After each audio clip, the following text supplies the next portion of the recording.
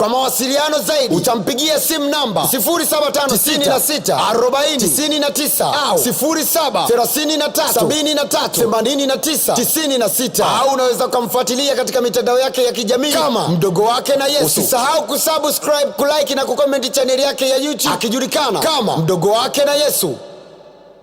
Unasikiliza kipindi cha Saa ya Urejesho na Mdogo Wake na Yesu. Habari njema kwa Watanzania wote. Prophet Charles wa urejesho kutoka Katoro Geita. Nabii mwenye upako wa kutatua matatizo yako. Wasiliana naye kwa simu namba 0756964099. Usiruhusu misukosuko. Prophet Charles anakuja kuivunja vunja. Kutoka Katoro tunakukaribisha katika ibada zetu kwa ajili ya kupokea huduma ya kiroho. Uwe na mateso, magonjwa mbalimbali kama vile kansa, tumbo, miguu kuwaka moto, kukosa uzazi, hata wewe unayesumbuliwa na wachawi, mapepo, majini, ndoto mbaya, na hata kwa wewe mwanafunzi uwe una matatizo shuleni, vyuoni, kukosa kazi na changamoto mbalimbali za mahusiano. Kwa mawasiliano zaidi utampigia simu namba 07564099 au 0733738996 au unaweza kumfuatilia katika mitandao yake ya kijamii kama Mdogo Wake na Yesu. Usisahau kusubscribe, kulike na kucomment channel yake ya YouTube akijulikana kama Mdogo Wake na Yesu.